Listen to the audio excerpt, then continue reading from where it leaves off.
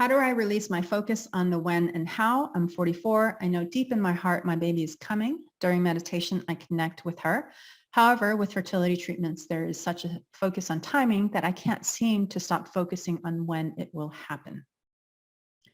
The reason why you can't focus on the when and the how is because they are not in your control.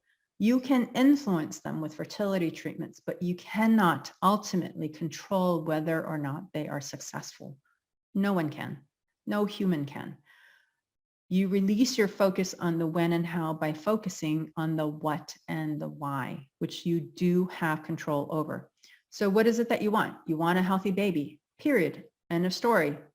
You don't put a time on it. You don't talk about how you wish you had your baby already, or why is it taking so long, or the cycle is going to be the one. You're not going to create all these stories around this whole baby thing. All you do is identify what you want, the healthy baby. You stay in that story. You stay in that story, not everything else. How you're going to be so happy when you have the baby. How you're going to do all these different things with the baby. It's very uncomfortable for people, but that's what you need to do. You have to be in the vision of the baby. Traditional goal setting teaches you to put a time frame on what you want, when you're going to have it by, and the course of action that you'll take to achieve it, the when and the how. That's traditional goal setting. Everyone's familiar with that. We've kind of been taught that. That's the very, that's kind of very mainstream. Nothing wrong with it. And, I'm sure you've already done it and realized that it doesn't work for the motherhood journey. And the reason is because there's too much emotional attachment to the outcome.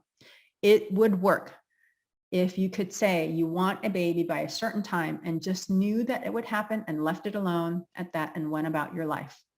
Most people cannot do that by the time that they find me. So you're going to have to learn to focus on what you can control, the what and the why. The why is important because that helps you connect to the feeling state of what you want to achieve when you have your baby. If babies made you feel angry, depressed, resentful all the time, you wouldn't want a baby.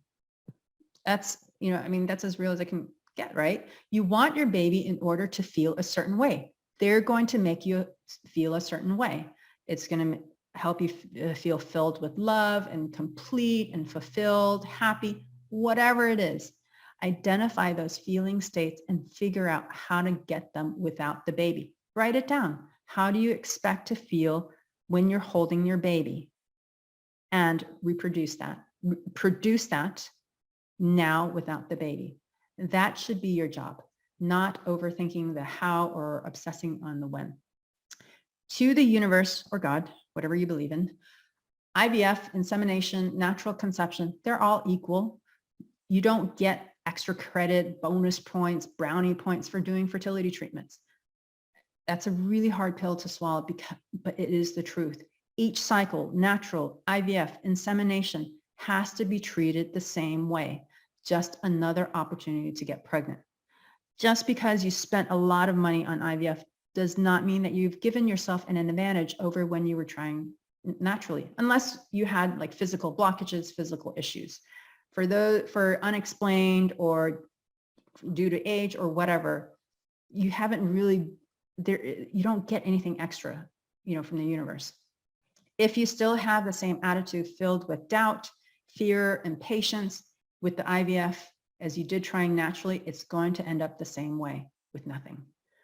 You need to learn to become a neutral observer of your cycles, whether they're natural, they're IVF, they're medicated, they come, they go, didn't work, try again next time. They come, they go, didn't work, try again next time. It's about sticking with it long enough to be successful. Women give up way too soon, and I see that all the time. You walk away from the motherhood journey because you're ready to move on and have felt like you've done everything that you could.